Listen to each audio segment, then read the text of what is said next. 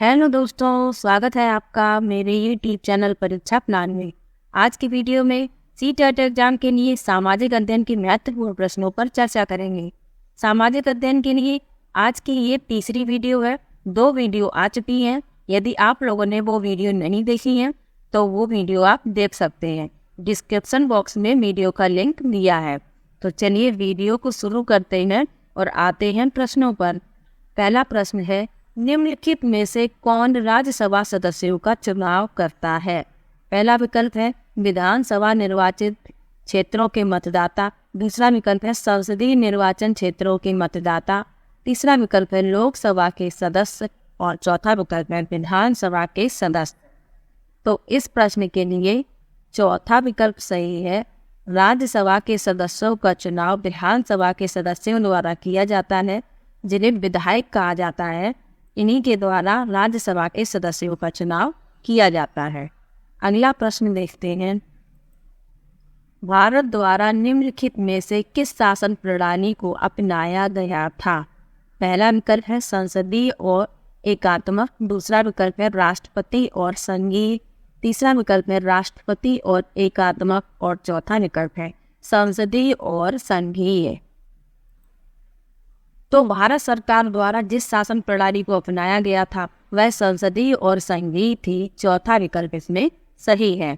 अगला प्रश्न देखते हैं, अनुसूचित जातियों के लिए कितने संसदीय निर्वाचन क्षेत्र आरक्षित हैं? पहला विकल्प है 48, दूसरा विकल्प है 84, तीसरा विकल्प है 47 और चौथा विकल्प है 74। तो अनुसूचित जातियों के लिए 84 निर्वाचन क्षेत्र आरक्षित हैं। दूसरा विकल्प इसमें सही है। अगला प्रश्न देखते हैं, भारत में अस्पृश्यता प्रथा के कारण निम्नलिखित में से किस मौलिक अधिकार का उल्लंघन किया जाता है? पहला विकल्प है समानता का अधिकार, दूसरा विकल्प है स्वतंत्रता का अधिकार, तीसरा विकल्प है शोषण के विरुद्ध अधिकार और चौथा विकल्प है संवैधानिक उपचारों का अधिकार। तो भारत में अस्पृश्यता प्रथा के कारण समानता के अधिकार का उल्लंघन किया जाता है। पहला विकल्प इसमें सही है। अगला प्रश्न देखते हैं, भारत के संविधान के अनुसार निम्नलिखित में से कौन सा मौलिक अधिकार नहीं है? पहला विकल्प है शिक्षा का अधिकार, दूसरा विकल्प है शोषण के विरुद्ध अधिकार, तीसरा विकल्प है धर्म की आज़ादी का अधिकार और चौथा विकल्प है संपत्ति का अधिकार। तो इस प्रश्न के लिए चौथा विकल्प सही है, संपत्ति का अधिकार। क्योंकि जो संपत्ति का अधिकार है ये कानूनी अधिकार बन चुका है, अब ये मौलिक अधिकार नहीं है। मौलिक अधिकार कितने हैं? समानता का अधिकार, दूसरा है स्वतंत्रता का अधिकार, तीसरा है शोषण के विरुद्ध अधिकार, चौथा है धर्म की स्वतंत्रता का अधिकार, पांचवा है सांस्कृतिक और शैक्षिक अधिकार और छठवां है संवैधानिक उपचारों का अधिकार। संपत्ति का अधिकार मौलिक अधिकार नहीं है और नहीं है पूछा गया है। मौलिक अधिकार जो है वो भाग 3 में है, संविधान के भाग 3 में है और अनुच्छेद 12 से 35 तक इनका वर्णन किया गया है। अगला प्रश्न देखते हैं,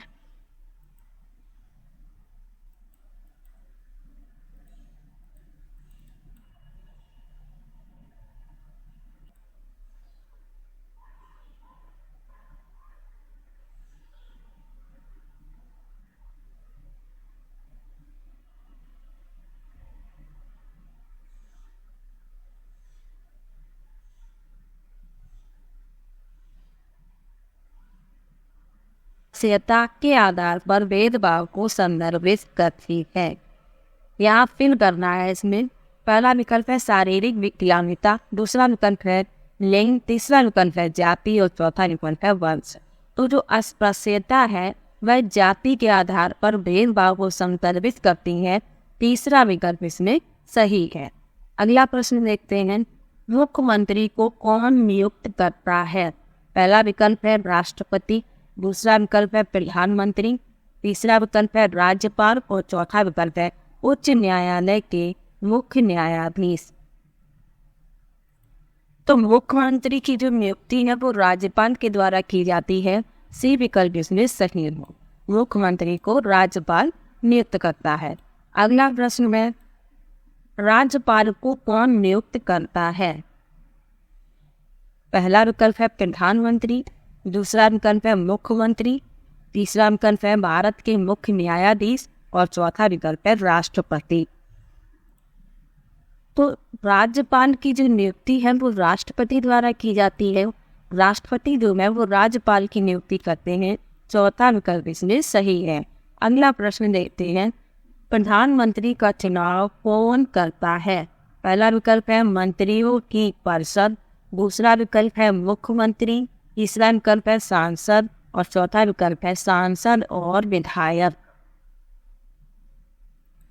तो प्रधानमंत्री का चुनाव सांसदों द्वारा किया जाता है। सी विकल्प इसमें सही है। अगला प्रश्न देखते हैं, निम्नलिखित में से किसको भारत का पहला नागरिक कहा जाता है? पहला विकल्प है भारत के मुख्य न्यायाधीश, दूसरा विकल्प है गृह मंत्री, तीसरा विकल्प है राष्ट्रपति और चौथा विकल्प है प्रधानमंत्री। तो भारत का पहला नागरिक राष्ट्रपति को कहा जाता है। सी विकल्प इसमें सही है। राष्ट्रपति जो होते हैं वो भारत के पहले नागरिक होते हैं। सी विकल्प सही है। अगला प्रश्न देखते हैं, निम्नलिखित में से किसको भारत में राज्य का पहला नागरिक कहा जाता है?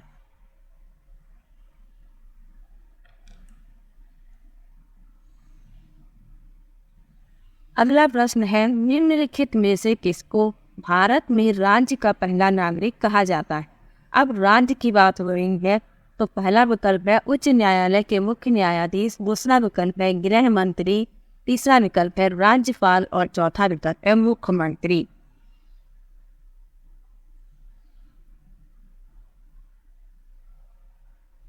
तो राज्य का जो पहला नागरिक होता है वो राज्यपाल होता है। सी विकल्प इसमें सही है। जो राज्यपाल होते हैं राज्यों के, वो राज्य में भारत के पहले नागरिक कहे जाते हैं। तो इसमें सी विकल्प सही। और भारत के पहले नागरिक राष्ट्रपति होते हैं और राज्य के पहले नागरिक राज्यपाल होते हैं। अगला प्रश्न है, भारत के संविधान में निम्नलिखित में से किसका उल्लेख नहीं किया गया? पहला विकल्प है राज्यों और केंद्र शासित प्रदेशों के नाम, दूसरा विकल्प है सरकार का ढांचा, तीसरा विकल्प है राजनीतिक दलों के नाम और चौथा विकल्प है नागरिकों के अधिकार। तो भारत के संविधान में राजनीतिक दलों के नामों का उल्लेख नहीं किया गया है। तीसरा विकल्प इसमें सही है। अगला प्रश्न देखते हैं, राज्यसभा में सदस्यों को कौन नामांकित करता है? पहला विकल्प है उपराष्ट्रपति, दूसरा विकल्प है पहला विकल्प है राष्ट्रपति, दूसरा विकल्प है उपराष्ट्रपति, तीसरा विकल्प है प्रधानमंत्री और चौथा विकल्प है सर्वोच्च न्यायालय के मुख्य न्यायाधीश। तो राज्यसभा में सदस्यों को राष्ट्रपति नामांकित करते हैं। ये विकल्प इसमें सही है। अगला प्रश्न देखते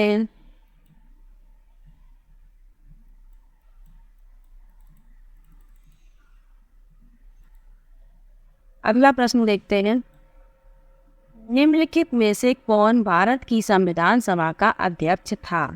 पहला विकल्प है सी राजगोपालाचारी, दूसरा विकल्प है डॉक्टर BR अम्बेडकर, तीसरा विकल्प है डॉक्टर राजेंद्र प्रसाद और चौथा विकल्प है जवाहरलाल नेहरू। तो भारत की संविधान सभा का जो अध्यक्ष थे वो डॉक्टर राजेंद्र प्रसाद थे। तीसरा विकल्प इसमें सही है। अगला प्रश्न देखते हैं, निम्नलिखित में से कौन भारत का एकमात्र अगला प्रश्न है, निम्नलिखित में से कौन भारत का एकमात्र भारतीय गवर्नर जनरल था? पहला विकल्प है डॉक्टर सर्वपल्ली राधाकृष्णन, दूसरा विकल्प है बी पट्टाभी सीतारमैया, तीसरा विकल्प है TT कृष्णामाचारी और चौथा विकल्प है सी राजगोपालाचारी। तो भारत के एकमात्र भारतीय गवर्नर जनरल थे सी राजगोपालाचारी। चौथा विकल्प इसमें सही है। अगला प्रश्न देखते हैं, भारत का संविधान कब अपनाया गया? पहला विकल्प है 15 अगस्त 1947, दूसरा विकल्प है 26 नवंबर 1947, तीसरा विकल्प है 26 नवंबर 1949 और चौथा विकल्प है 26 जनवरी 1950। तो भारत का जो संविधान है वह 26 नवंबर 1949 को अपना लिया गया था, लेकिन लागू कब किया गया? 26 जनवरी 1950 को। इसमें अपनाया गया पूछा गया है, इसलिए तीसरा विकल्प इसमें सही है। अगला प्रश्न देखते हैं, निम्नलिखित में से किसने भारत की रियासतों को एकीकृत करने में निर्णायक भूमिका निभाई थी? पहला विकल्प है जवाहरलाल नेहरू, दूसरा विकल्प है सरदार वल्लभ भाई पटेल, तीसरा विकल्प है डॉक्टर BR अम्बेडकर और चौथा विकल्प है C राजगोपालाचारी। तो भारतीय रियासतों को एकीकृत करने में निर्णायक भूमिका निभाई थी सरदार वल्लभ भाई पटेल ने। दूसरा विकल्प इसमें सही है। अगला प्रश्न देखते हैं, निम्नलिखित में से कौन भारत के संविधान की समवर्ती सूची के मामलों में कार्य करता है? पहला विकल्प है केंद्र सरकार और राज्य सरकारें, दूसरा विकल्प है राज्य सरकारें और स्थानीय सरकारी निकाय, तीसरा विकल्प है केंद्र शासित प्रदेश और चौथा विकल्प है स्थानीय सरकारी निकाय। तो संविधान की समवर्ती सूची के मामलों में कार्य करता है वह है केंद्र सरकार और राज्य सरकारें। पहला विकल्प इसमें सही है। अगला प्रश्न देखते हैं, निम्नलिखित में से कौन भारत की संविधान सभा में मसौदा समिति के अध्यक्ष थे? पहला विकल्प है C राजगोपालाचारी, दूसरा विकल्प है डॉक्टर BR अम्बेडकर, तीसरा विकल्प है डॉक्टर राजेंद्र प्रसाद और चौथा विकल्प है जवाहरलाल नेहरू। तो संविधान सभा में मसौदा समिति के जो अध्यक्ष थे वो डॉक्टर BR अम्बेडकर थे। दूसरा विकल्प इसमें सही है। अगला प्रश्न देखते हैं, एडीसैट से क्या अभिप्राय है? पहला विकल्प है रॉकेट जिसका उपयोग मानव निर्मित उपग्रहों को सूर्य की कक्षा में स्थापित करने के लिए किया जाता है। दूसरा विकल्प है सौर मंडल में खोजा गया एक नया ग्रह। तीसरा विकल्प है एक क्षुद्र ग्रह जो मंगल और बृहस्पति की कक्षाओं के बीच पाया जाता है और चौथा विकल्प है मानव निर्मित भारतीय उपग्रह। तो एडीसैट जो है वो मानव निर्मित एक भारतीय उपग्रह है। चौथा विकल्प इसमें सही है। कब लॉन्च किया गया? ये 20 सितंबर 2004 को लॉन्च किया गया था एडीसैट, और ये मानव निर्मित एक भारतीय उपग्रह है, ये याद रखना है। अगला प्रश्न देखते हैं, कोई व्यक्ति जिला जज के न्यायालय द्वारा दिए गए फैसले से असंतुष्ट हुआ है तो अपील प्रणाली के अनुसार निम्नलिखित न्यायालयों में से किसमें अपील कर सकता है? पहला विकल्प है सत्र न्यायालय, दूसरा विकल्प है उच्चतम न्यायालय, तीसरा विकल्प है उच्च न्यायालय और चौथा विकल्प है जांच न्यायालय।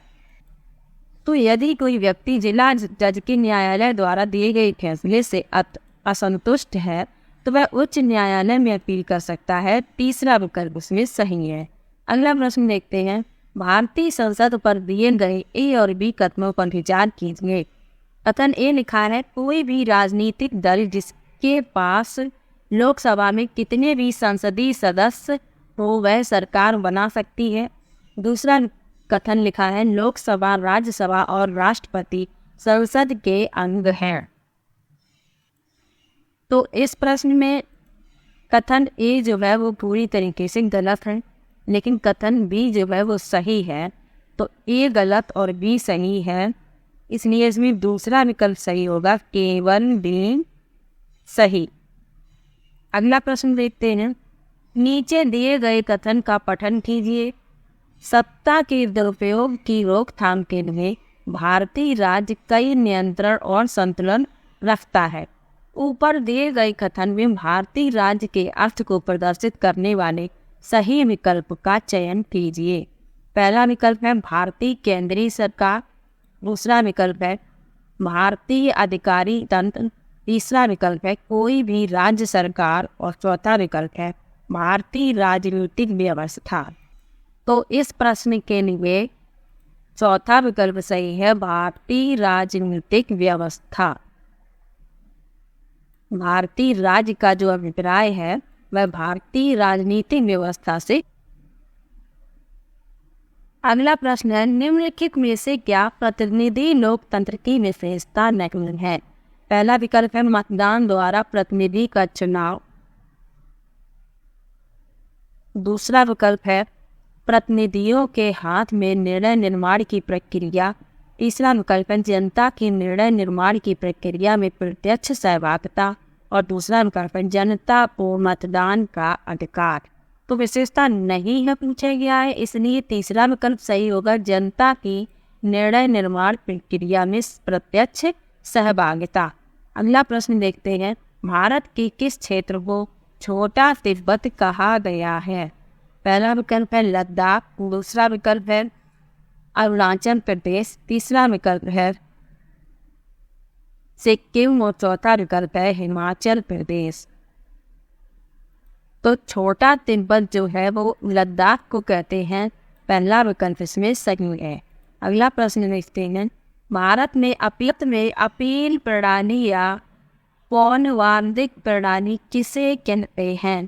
पहला विकल्प लिखा है न्यायिक सेवा में आवेदन का प्रावधान, दूसरा है न्यायालय के आदेश के खिलाफ संसद में अपील का प्रावधान, तीसरा विकल्प है राज्य कार्यपालिका प्रमुख का सर्वोच्च अपील प्राधिकारी के रूप में कार्यरत होने का प्रावधान, और चौथा विकल्प है निचले न्यायालय के आदेश के खिलाफ उच्च न्यायालय में अपील करने का प्रावधान। तो भारत में अपील प्रणाली किसे कहते हैं? चौथा विकल्प सही है, निचले न्यायालय के आदेश के खिलाफ उच्च न्यायालय में अपील करने का प्रावधान, चौथा विकल्प इसमें सही है। अगला प्रश्न देखते हैं, जन स्वास्थ्य के क्षेत्र में कोस्टा रिका उपागम किसे कहा गया है? पहला विकल्प है स्वास्थ्य और सुरक्षा पर एक समान खर्च करना, दूसरा विकल्प है सुरक्षा बजट पर स्वास्थ्य बजट से ज़्यादा खर्च करना, तीसरा विकल्प है सैन्य बल न रखना ताकि जन स्वास्थ्य पर ज़्यादा खर्च किया जा सके, और चौथा विकल्प है सेना के जवानों के स्वास्थ्य पर खर्चा। तो इस प्रश्न के लिए तीसरा विकल्प सही है, सैन्य बल न रखना ताकि जन स्वास्थ्य पर ज़्यादा खर्च किए जा सके, तीसरा विकल्प सही है। अगला प्रश्न देखते हैं, 1997 में भारतीय उच्चतम न्यायालय ने विशाखा निर्देश की रचना महिलाओं को करना है यौन उत्पीड़न से बचाने के लिए की। पहला विकल्प है गाड़ियों में, दूसरा विकल्प है कार्यस्थलों में, तीसरा विकल्प है वैवाहिक संबंधों में, और चौथा विकल्प है सड़कों पर। तो इस प्रश्न के लिए दूसरा विकल्प सही है, कार्यस्थलों पर। अगला प्रश्न है, निम्नलिखित में से कौन भारत में एक राज्य के राज्यपाल की नियुक्ति करते हैं?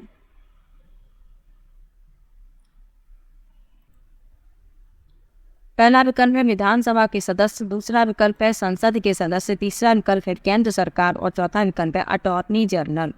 तो इस प्रश्न के विकल्प के हिसाब से सी विकल्प सही है, केंद्र सरकार। तो ये सामाजिक अध्ययन के महत्वपूर्ण प्रश्न थे।